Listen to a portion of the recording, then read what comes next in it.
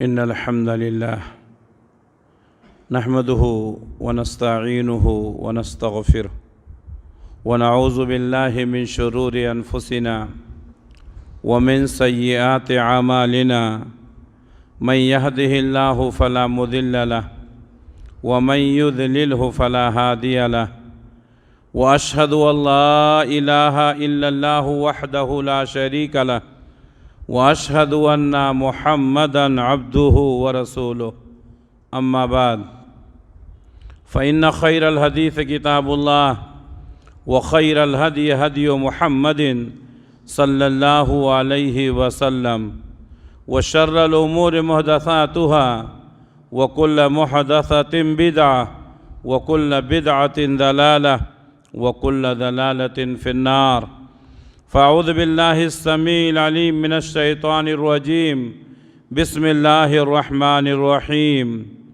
قاف والقرآن المجيد بل عجبوا أن جاءهم منذر منهم فقال الكافرون هذا شيء عجيب أئذا متنا وكنا ترابا ذلك رجع بعيد قد علمنا ما تنقص الأرض منهم وعندنا كتاب حفيظ بل كذبوا بالحق لما جاءهم فهم في أمر مريج يا أيها الذين آمنوا اتقوا الله حق تقاته ولا تموتن إلا وأنتم مسلمون يا أيها الناس اتقوا ربكم الذي خلقكم من نفس واحدة وخلق منها زوجها وبث منهما رجالا كثيرا ونساء واتقوا الله الذي تساءلون به والأرحام إن الله كان عليكم رقيبا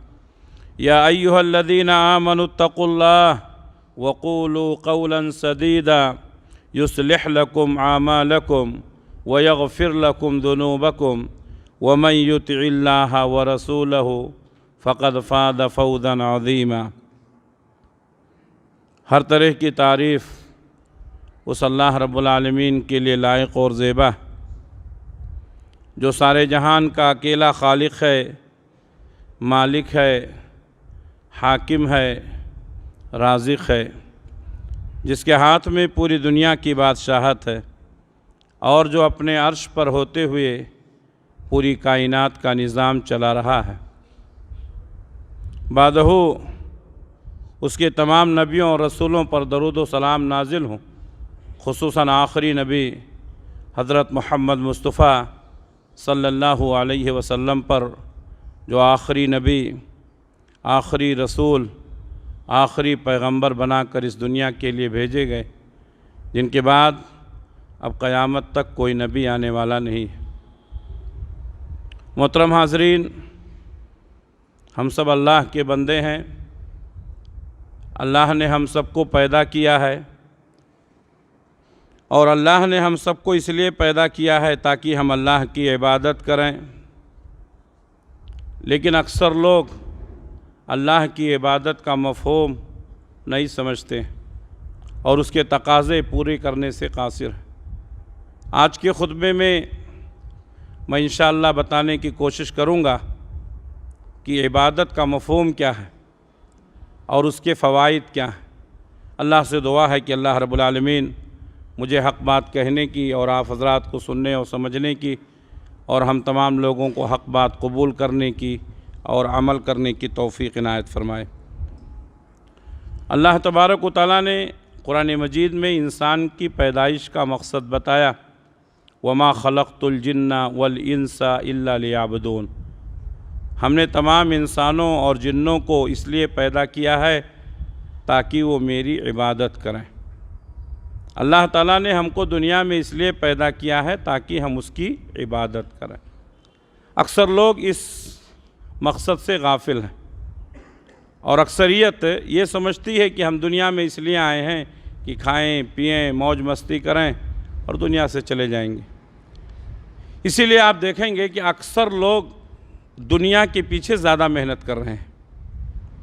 ہمارا بنگلہ سب سے اچھا ہونا چاہیے، ہماری گاڑی سب سے اچھی ہونی چاہیے، ہمارا عہدہ سب سے اونچا ہونا چاہیے، ہمارا نام سب سے اوپر ہونا چاہیے۔ اکثر لوگ اسی میں محنت کر رہے ہیں۔ ہماری عبادت سب سے اچھی ہونی چاہیے، ہمارا رب ہم کو پسند کر لے، ہمارا رب ہم سے خوش ہو جائے، اس چیز کی طرف ہم توجہ نہیں دیتے، جبکہ ہمارے پیدائش کا مقصد یہ ہے کہ ہم اللہ کو راضی کریں، ہم اللہ کو خوش کریں۔ اگر اللہ ہم سے راضی ہو گیا تو ہم اپنی زندگی کے مقصد میں کامیاب ہو گئے۔ ہم نے دنیا کے بڑے بڑے عہدے اور منصب حاصل کر لیا، لیکن اگر اللہ ہم سے راضی نہیں ہے تو فائدہ کچھ بھی نہیں ہے۔ ہماری پیدائش کا مقصد ہے اللہ کو راضی کرنا، اللہ کی عبادت کرنا۔ اب اللہ کی عبادت کیا ہے؟ ہم لوگ سمجھتے ہیں کہ نماز پڑھ لینا، روزہ رکھ لینا، حج کر لینا، قرآن مجید کی تلاوت کر لینا، صرف یہی عبادت ہے۔ یہ تو فرض ہے، صرف یہی عبادت نہیں ہے، بلکہ ایک مسلمان کی زندگی کا ایک ایک منٹ، ایک مسلمان کی زندگی کا ایک ایک سیکنڈ اللہ کی عبادت میں گزرنا چاہیے، اس لیے کہ ہماری پیدائش کا مقصد ہی ہے کہ ہم اللہ کی عبادت کریں۔ اب اگر آپ عبادت کا مفہوم سمجھ لیں گے تو عبادت کرنا آسان ہو جائے گا۔ عبادت کے متعلق علماء کے مختلف اقوال ہیں، جس میں سے سب سے صحیح بات یہ ہے کہ عبادت کا مفہوم یہ ہے کہ اوامر کو انجام دیا جائے۔ اللہ اور اس کے رسول نے جن کاموں کے کرنے کا حکم دیا ہے ان کاموں کو کیا جائے، یہی عبادت ہے۔ اللہ اور اس کے رسول نے جن کاموں سے منع کیا ہے ان کاموں سے رکا جائے، یہی عبادت ہے۔ ہمیشہ، ہر گھڑی، ہر لمحہ ہمارے دل میں اللہ کا خوف ہو، اللہ کا ڈر ہو، یہی عبادت ہے۔ اگر ہر گھڑی، ہر لمحہ ہمارے دل میں اللہ کا خوف رہے گا تو ہم کوئی غلط کام نہیں کریں گے، یہی عبادت ہے۔ ہر وقت، ہر گھڑی ہمیں اللہ سے امید رکھنی چاہیے۔ الایمان بین الخوف والرجاء، ایمان خوف اور امید کے درمیان ہے۔ جب انسان گناہ کا کام کرنے چلتا ہے تو اس کے دل میں ڈر پیدا ہوتا ہے کہ اپنے رب کے سامنے کیا منہ دکھاؤں گا، یہ ایمان ہے۔ اور جب انسان سے کوئی گناہ ہو جاتا ہے تو انسان اپنے رب سے معافی مانگتا ہے، جانتا ہے کہ میرا رب مجھے معاف کرنے والا ہے، یہ امید ہے، اسی کا نام عبادت ہے۔ الایمان بین الخوف والرجاء، ایمان خوف اور امید کے بیچ میں ہے۔ اسی طریقے سے ہمارے دل میں ہمیشہ اللہ کی محبت ہونی چاہیے، اللہ کی اطاعت کا جذبہ ہونا چاہیے، اور ہم ہر گھڑی اللہ سے محبت کے تقاضوں کو پورا کرنے کی کوشش کریں، اسی کا نام عبادت ہے۔ اس لیے چلتے پھرتے، اٹھتے بیٹھتے، ہر کام کرتے وقت اللہ کو یاد رکھیں، ہماری زبان ہمیشہ ذکر الہی سے تر رہے۔ حضرت عائشہ صدیقہ رضی اللہ تعالیٰ عنہ کہتی ہیں، کان رسول اللہ صلی اللہ علیہ وسلم یذکر اللہ کل احیانہ، ہمارے نبی صلی اللہ علیہ وسلم ہمیشہ اللہ کا ذکر کرتے رہتے تھے۔ ہماری زندگی کا شیڈول بتایا گیا۔ انسان سب سے پہلے صبح سویرے جب اٹھتا ہے کس کا نام لیتا ہے؟ اللہ کا نام لیتا ہے۔ کتنے لوگ ہیں جنہوں نے سو کر اٹھنے کے بعد اللہ کا نام لیا؟ غور کرو، ایک سچا مسلمان سو کر اٹھتے ہی جیسے ہی اس کی آنکھ کھلتی ہے کس کا نام لیتا ہے؟ اللہ کا نام۔ الحمدللہ الذی احیانا بعدما اماتنا والیہ النشور، یہیں سے عبادت شروع ہوتی ہے۔ اس کے بعد انسان سو کر اٹھنے کے بعد اس کو ضرورت ہوتی ہے پیشاب کی، پیخانے کی۔ پیشاب پیخانے کو جاتے وقت جیسے ہی وہ بیت الخلاء کے قریب پہنچتا ہے وہاں بھی اللہ کا نام لیتا ہے، اللہم انی اعوذ بک من الخبث والخبائث۔ وہاں سے نکلتا ہے اللہ کا شکر ادا کرتا غفرانک۔ پھر ایک مسلمان کی پہچان یہ ہے کہ اپنے گھر سے نکلتا ہے تو اللہ کا نام لیتا ہے، بسم اللہ توکلت علی اللہ لا حول ولا قوت الا باللہ۔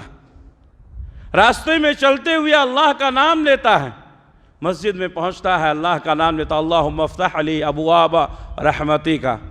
اللہ کے سامنے آ کر کے عبادت کرتا ہے، نکلتا ہے، پھر دعا کرتا ہے اللہم انی اسألک من فضلک۔ بتانے کا مقصد کیا ہے؟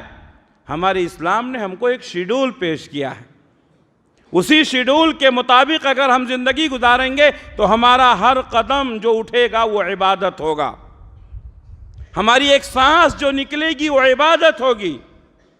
نماز پڑھ لینے کے بعد لوگوں کے مال ہتھیا لینا، حج کرنے کے بعد لوگوں کو دھوکہ دینا، چہرے پر داڑھی سجا لینے کے بعد لوگوں کے ساتھ فراڈ کرنا، یہ اسلام ہے؟ اس سے کامیاب ہوں گے؟ زندگی کا ایک ایک لمحہ یہ عبادت ہے اگر اللہ اور اس کے رسول کے بتائے ہوئے طریقے کے مطابق گزارا جائے۔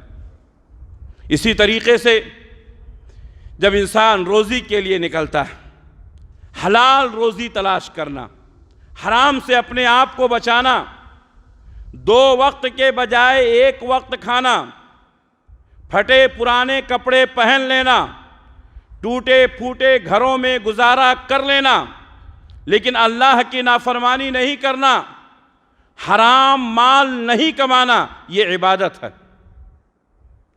آج لوگ کہتے ہیں کمائی نہیں ہے۔ جب ہم گھر سے باہر نکلتے ہیں ہم نے دعا کیا، ہم نے اللہ کو یاد کیا، اپنی دکان کھولتے وقت ہم نے اللہ کا ذکر کیا، فَإِذَا قُضِيَتِ الصَّلَاةُ فَانْتَشِرُوا فِي الْأَرْضِ وَابْتَغُوا مِنْ فَضْلِ اللَّهِ وَاذْكُرُوا اللَّهَ كَثِيرًا لَعَلَّكُمْ تُفْلِحُونَ۔ اللہ نے فرمایا جب نماز سے فارغ ہو جاؤ تو مسجد سے باہر نکل جاؤ، اللہ کی دی ہوئی روزی کو تلاش کرو اور اللہ کا ذکر کثرت سے کرتے رہو تاکہ تم کامیاب ہو جاؤ۔ معلوم یہ ہوا کہ روزی کا ذکر الہی سے بہت گہرا تعلق ہے۔ وہ لوگ جو اللہ کے ذکر سے غافل ہیں ان کی روزیوں میں برکت نہیں ہو سکتی ہے۔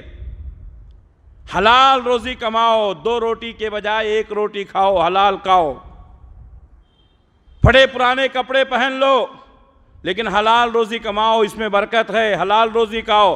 حلال روزی کمانا بھی عبادت ہے۔ اسی طریقے سے بہت سارے لوگ بہت زیادہ عبادت کرنا، آج جس ماحول میں ہم گزر رہے ہیں بہت سارے لوگ اپنے کسی پیر کو، کسی بزرگ کو جب لوگوں میں پاپولر کرنا چاہتے ہیں تو گڑھی ہوئی باتیں اس کی طرف منسوب کر دیتے ہیں، کہتے ہیں فلاں آدمی نے پوری رات نماز پڑھی، فلاں آدمی نے ایک پیر پر کھڑے ہو کر کے اتنی عبادت کی ہے۔ یہ سب شیطانی کام ہے۔ ایک پیر پر شیطان کھڑے ہو کر عبادت کرتا ہے، ہمارے نبی صلی اللہ علیہ وسلم کا یہ طریقہ نہیں رہا۔ آپ صلی اللہ علیہ وسلم نے فرمایا کہ سو جاؤ، سو کر اٹھو، اللہ تعالیٰ کتنی طاقت دیتا ہے اتنی نماز پڑھو۔ آپ صلی اللہ علیہ وسلم نے کبھی بھی پوری نیند قربان کر کے نماز پڑھنے کا حکم نہیں دیا۔ ایک صحابی کے بارے میں بتایا گیا کہ وہ پوری رات نماز پڑھتے ہیں، آپ نے ان کو بلایا اور کہا تمہاری بیوی کا تمہارے اوپر حق ہے، اگر تم پوری رات نماز پڑھتے رہو گے تو بیوی کا حق کون ادا کرے گا؟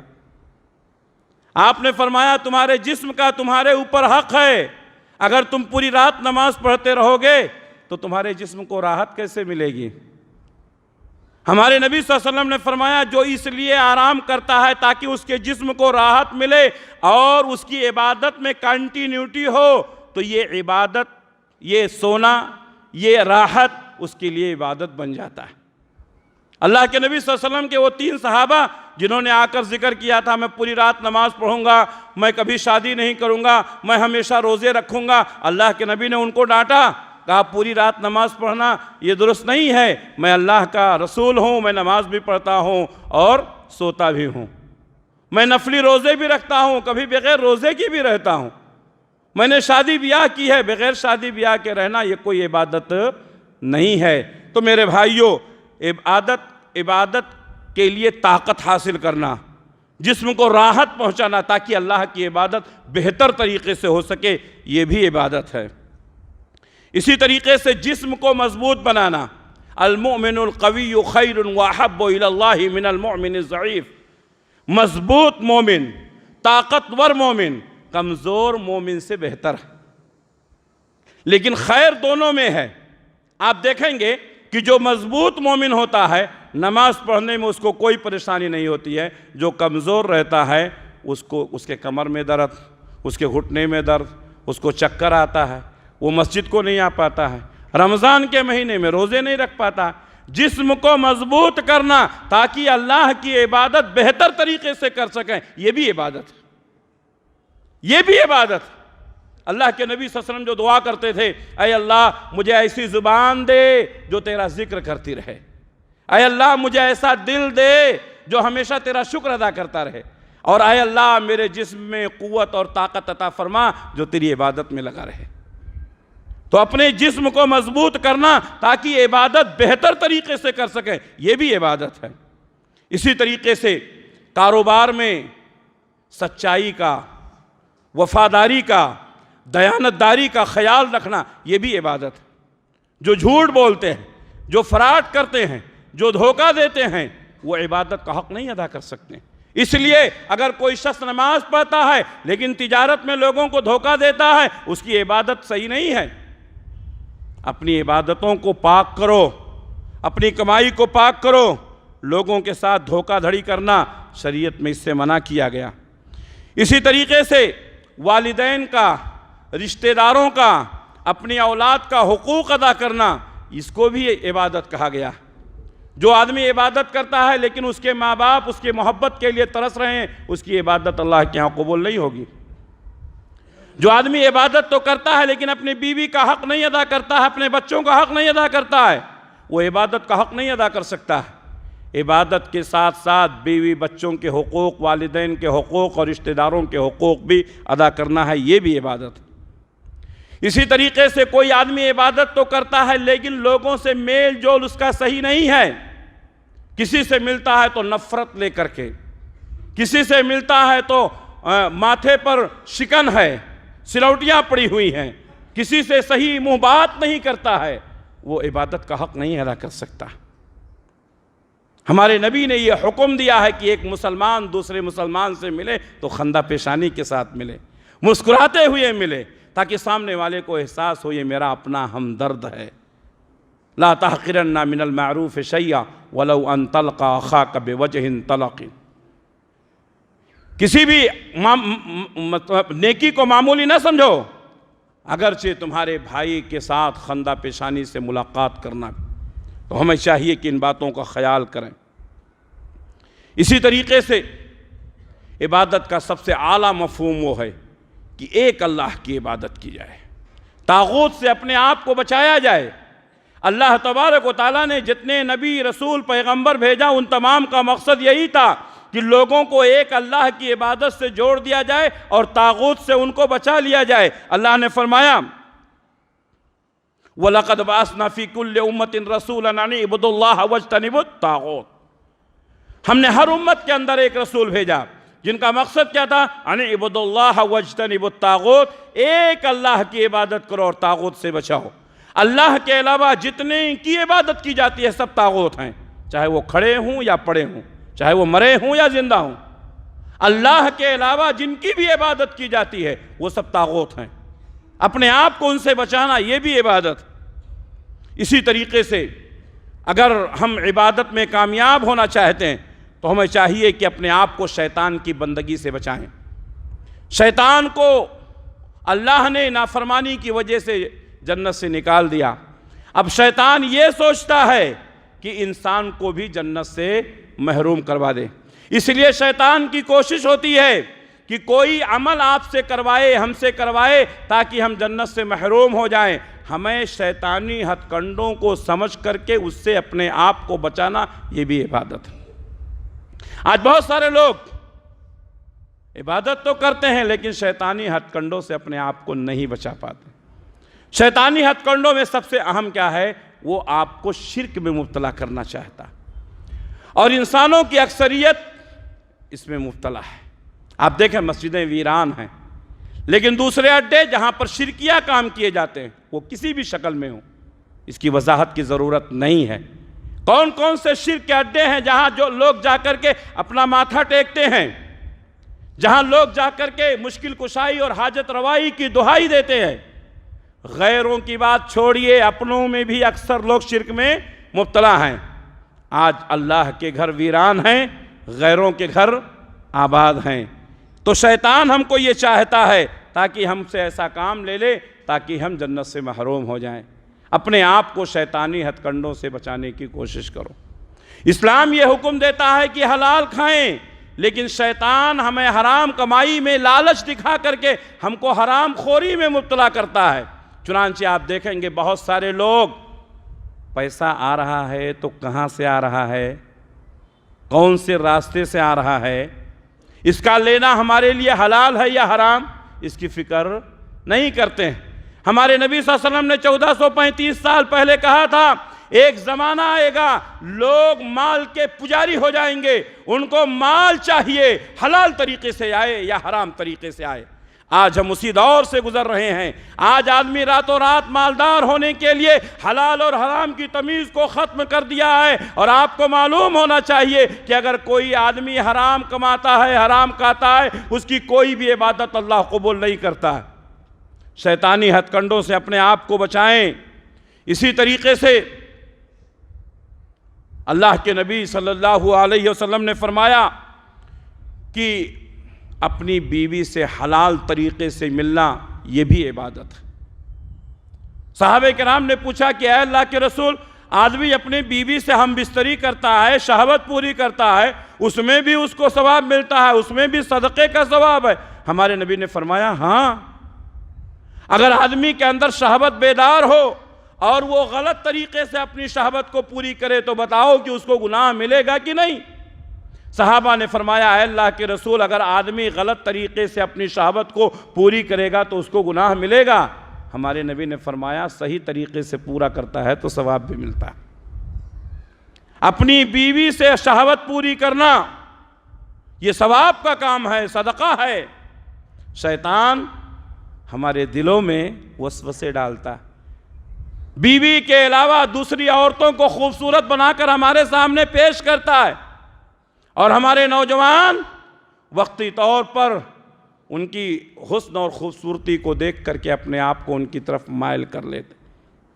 شیطان ہم کو مس گائیڈ کرتا ہے، گمراہ کرتا ہے، اور ہم اللہ کی نافرمانی کرتے ہوئے گناہوں میں مبتلا ہوتے ہوئے چلے جاتے ہیں۔ تو اس طریقے سے شیطانی ہتھ کنڈے سے اپنے آپ کو بچانا یہ بھی عبادت ہے۔ عبادت کے چند اصول اور ضابطے ہیں، انہی اصولوں اور ضابطوں کے مطابق اگر ہماری عبادت ہوگی تو اللہ قبول کرے گا، ورنہ عبادتیں رد کر دی جائیں گی۔ عبادت کے لیے سب سے پہلی اور بنیادی شرط یہ ہے کہ آدمی کے اندر اخلاص ہونا چاہیے۔ آپ کوئی بھی کام کریں، نماز پڑھتے ہیں، روزہ رکھتے ہیں، صدقہ خیرات کرتے ہیں، حج عمرہ کرتے ہیں، اگر اخلاص ہے تو قبول ہوگا، اگر اخلاص نہیں ہے تو وہ عبادت اللہ کے یہاں قبول نہیں ہوگی۔ اتنا ہی نہیں، اکثر لوگ یہی جانتے ہیں نا کہ اگر عبادت میں اخلاص نہیں ہے تو وہ اللہ کے ہاں قبول نہیں ہوگی، یہی جانتے ہیں نا؟ نہیں، اس سے ایک قدم اور آگے بڑھیے۔ اگر عبادت میں اخلاص نہیں ہے تو وہ عبادت قبول نہیں ہوگی، اور وہ عبادت اللہ کے یہاں عذاب الہی کا ذریعہ بن سکتی ہے۔ ایک قدم آگے بڑھیے حدیث کی روشنی میں۔ اللہ کے نبی صلی اللہ علیہ وسلم نے فرمایا کہ 3 آدمیوں کو جہنم میں پہلے جو ڈالا جائے گا اور انہی سے جہنم کو گرمایا جائے گا، وہ کون لوگ ہوں گے؟ وقت کا ایک بڑا عالم ہوگا، وقت کا بڑا ایک سخی ہوگا، وقت کا بڑا ایک مجاہد ہوگا۔ عالم سے، سخی اور فیاض سے، اور اسی طریقے سے مجاہد سے جہنم کو گرمایا جائے گا۔ نیکیاں تو اچھی کیا تھا لیکن اخلاص نہیں تھا، اس لیے نہ یہ کہ صرف عبادتیں رد کر دی جائیں گی، خوش فہمی میں نہ رہیں، یہ عبادتیں ہمارے لیے عذاب الہی کا ذریعہ بن سکتی ہیں۔ اس لیے اپنی عبادتوں میں اخلاص پیدا کریں. وما امروا الا لیعبدوا اللہ مخلصین لہ الدین، اور ان کو نہیں حکم دیا گیا ہے مگر اس بات کا کہ وہ اللہ کی عبادت کریں اخلاص کے ساتھ. اور سورہ فاتحہ جو ہر نماز کے ہر رکعت میں ہم پڑھتے ہیں، کیا پڑھتے ہیں؟ ایاک نعبد و ایاک نستعین. اے اللہ ہم تیری ہی عبادت کرتے ہیں اور تجھے ہی سے مدد مانگتے ہیں. یہاں تو اللہ کے سامنے ہم اقرار کرتے ہیں کہ اے اللہ ہم تیری ہی عبادت کرتے ہیں، اس کے بعد اللہ کے بندوں کے سامنے جا کر کے ہاتھ پھیلاتے ہیں، غیر اللہ کے سامنے جا کر کے سجدہ کرتے ہیں. ہم کہتے ہیں ایاک نعبد و ایاک نستعین، اے اللہ ہم تیری عبادت کرتے ہیں، تجھی سے مدد مانگتے ہیں. ہم دوسروں کے ناموں کا سہارا لیتے ہیں، ہم مدد کے لیے دوسروں کے نام پکارتے ہیں. کیا یہ شرک نہیں ہے؟ جو بھی عبادت کی جائے بنیادی شرط ہے کہ اس میں اخلاص ہونا چاہیے. اسی طریقے سے وہ عبادت نبی کے طریقے کے مطابق ہونی چاہیے.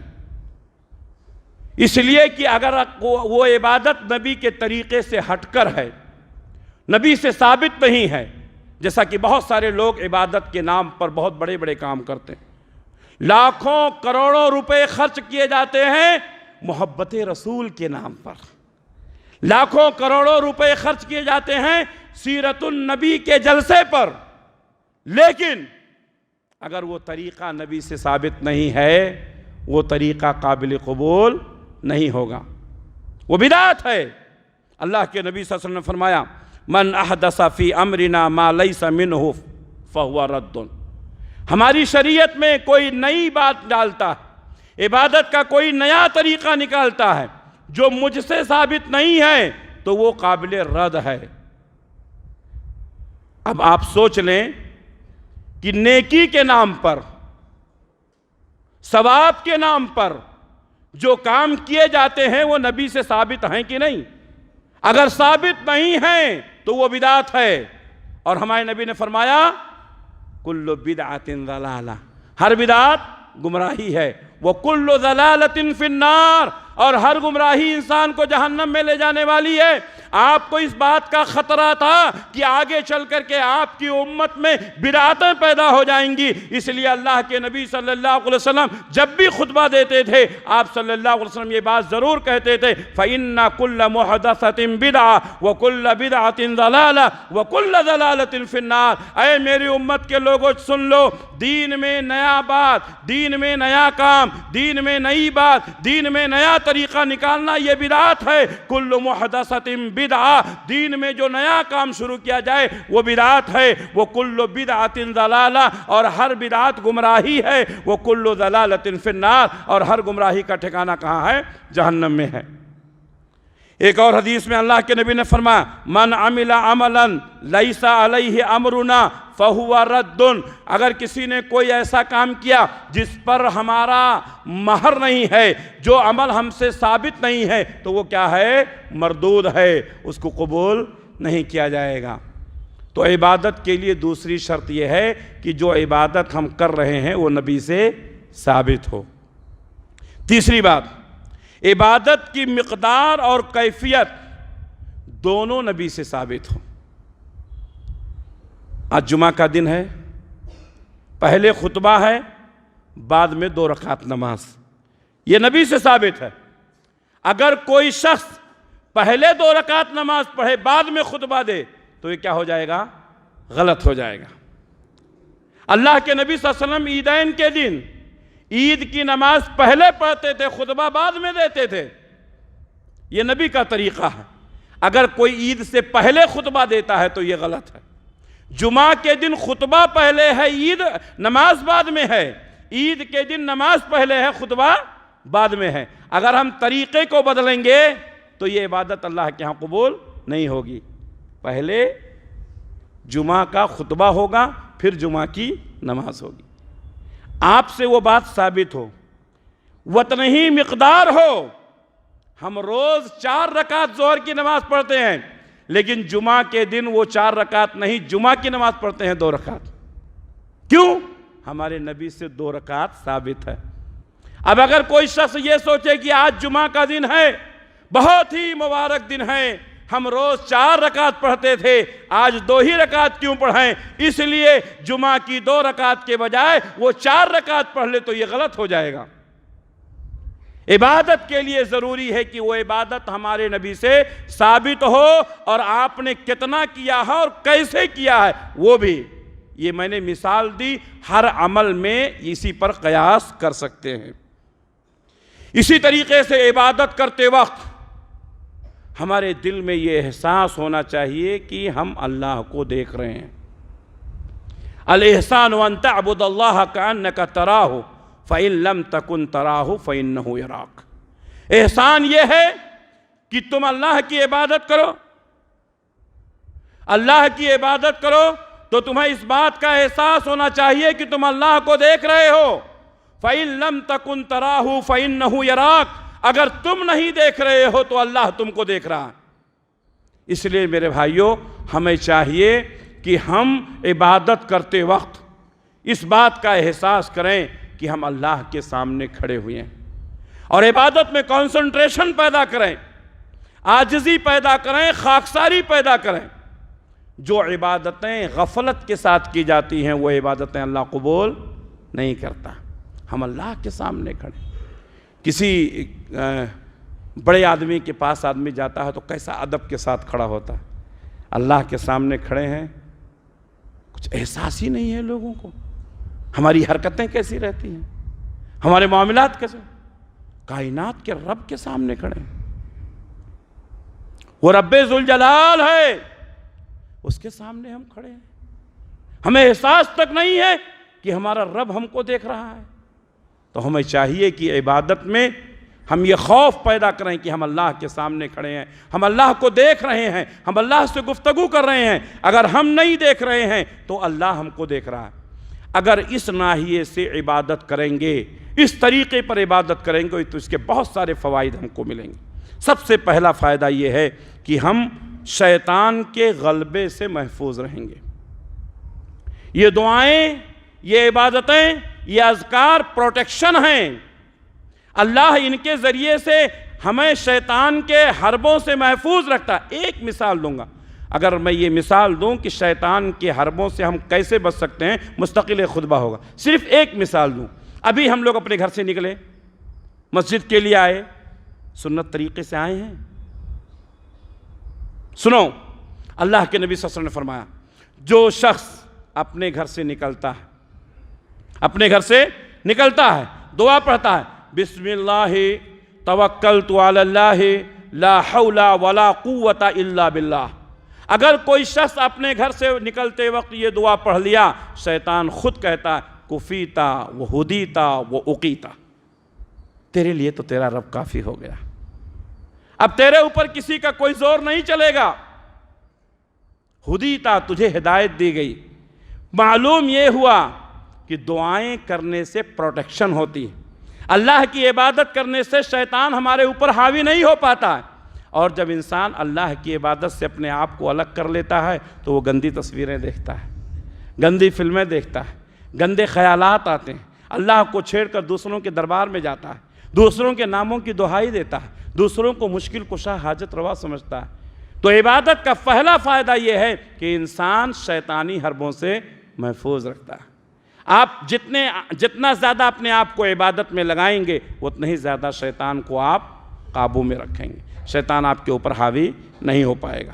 دوسرا فائدہ، جب انسان عبادت میں لگ جاتا ہے تو اللہ تعالیٰ اس کو عذاب سے بچا لیتا ہے۔ اللہ تعالیٰ نے قرآن مجید میں کئی مقامات پر فرمایا، اللہ تم کو عذاب دے کر کے کیا کرے گا؟ اگر تم اللہ کی عبادت کرو، اللہ کا شکر ادا کرو، اللہ تبارک و تعالیٰ اپنے مخلص بندوں پر عذاب نہیں بھیجتا ہے۔ یہ جو عذاب آ رہا ہے، ملک کا ملک تباہ ہو جا رہا ہے اور لوگ زمین میں دھنسے چلے جا رہے ہیں، یہ اللہ کی نافرمانیوں کا نتیجہ۔ کہیں پر زلزلے آتے ہیں، کہیں پر سیلاب آتا ہے، کہیں پر زوردار بارش ہوتی ہے، کہیں پر ایک حکومت دوسری حکومت سے ٹکراتی ہے، یہ سب عذاب الہی ہے، ہماری غلط کاموں کا، ہمارے گناہوں کا نتیجہ ہے۔ اللہ کے نبی صلی اللہ علیہ وسلم نے فرمایا کہ جب اللہ کی نافرمانیاں زیادہ بڑھ جاتی ہیں تو اللہ کا عذاب آ جاتا ہے۔ اگر ہم اللہ کی عبادت کریں گے ہماری زندگی خوشگوار ہوگی، ہماری زندگی خوشگوار ہوگی، ہماری زندگی میں برکت ہوگی، ہمارے گھروں میں رحمت ہوگی، ہمارے دل کو سکون ملے گا۔ اللہ تبارک و تعالیٰ نے فرمایا جو شخص بھی اللہ کی عبادت کرتا ہے، شرط یہ ہے کہ وہ مومن ہو، چاہے وہ مرد ہو یا عورت، فَلَنُحْيَنَّهُ حَيَاتًا طَيِّبًا، ہم اس کو حیات طیبہ عطا کریں گے، ہم اس کو پاکیزہ زندگی دیں گے۔ اگر ہم چاہتے ہیں کہ ہماری زندگی میں سکون ملے، برکت ملے، تو ہم ہمیشہ اللہ کے ذکر میں لگے رہیں۔ اسی طریقے سے جو ہمیشہ اللہ کا ذکر کرتا رہتا اس کو اچھی موت ہوتی۔ مرنا تو ہم کو ہے نا، سب کو مرنا ہے کہ نہیں؟ اچھی موت کب ملے گی؟ جب ہمیشہ اچھا کام کریں گے۔ آپ ایک مثال دیتا ہوں، آپ اپنی کار میں بیٹھ کر جا رہے ہیں اور آپ کی کار میں میوزک اور گانا لگا ہوا ہے۔ اب سوچئے کہ آپ میوزک سنتے ہوئے جا رہے ہیں، گانا سنتے ہوئے جا رہے ہیں، اللہ نہ کرے آپ کی کار کا ایکسیڈنٹ ہوا تو آپ کی موت کیسی ہوگی؟ کیسی ہوگی سوچ لیں۔ یہی اگر آپ اپنے گھر سے نکلے ہیں، دعا پڑھ کر نکلے، آپ اپنی کار میں بیٹھے ہیں، اللہ کا نام لے کر کے بیٹھے ہیں، آپ کی کار چل رہی ہے اور زبان سے اللہ کا ذکر کر رہے ہیں، سبحان اللہ، الحمدللہ، لا الہ الا اللہ، اللہ اکبر، موت ہوگی تو کیسی ہوگی؟ شہادت کی موت ہوگی۔ ہمیشہ نیکی کرتے رہو۔ کتنے لوگ ایسے ہیں جو سجدے میں مرتے ہیں، کتنے لوگ ایسے ہیں جو گناہ کرتے ہوئے مرتے ہیں۔ اچھا کام کرنے سے، اچھائی کرنے سے اچھی موت ملتی ہے۔ اسی طریقے سے میرے بھائیوں، جہاں بہت سارے فائدے ہیں، اس میں سے ایک فائدہ یہ ہے کہ اللہ تبارک و تعالیٰ دشمنوں کے غلبے سے ہم کو محفوظ رکھتا ہے۔ دشمن ہمارے اوپر غالب نہیں آ پائیں گے۔ آپ دیکھیں گے ہر زمانے میں، ہر دور میں وہ لوگ جو اللہ کی عبادتوں میں لگے ہوئے ہیں، اللہ ان کی حفاظت کرتا ہے، اور اللہ تبارک و تعالیٰ نے یہ اعلان کر دیا ہے کہ جو اللہ کی عبادت میں لگا رہے گا، اللہ سے اپنے رشتے اور تعلقات کو مضبوط رکھے گا، اللہ اس کی حفاظت کرے گا۔ من کان للہ کان اللہ لہ، جو اللہ کا ہوتا ہے اللہ بھی اس کا ہو جاتا ہے۔ میرے بھائیوں، اللہ والے بن جاؤ، اللہ والے بن جاؤ، زندگی میں بڑا مزہ آئے گا۔ آپ سوچ بھی نہیں سکتے ہیں، یہ زندگی بڑی خوشگوار ہو جائے گی۔ ہم اللہ سے دعا کرتے ہیں کہ اللہ رب العالمین ہم تمام لوگوں کو سچا پکا مسلمان بنائے، عبادت کا مفہوم سمجھنے کی توفیق عنایت فرمائے، اور عبادت کے تقاضوں کو پورا کرنے کی توفیق عنایت فرمائے۔ اللہ ہم سب کو جب تک دنیا میں رکھے اسلام پر قائم رکھے، خاتمہ ہو تو ایمان بالخیر پر ہو۔ ربنا تقبل منا انک انت السمیع العلیم وتب علینا انک انت التواب الرحیم برحمتک یا ارحم الراحمین، آمین۔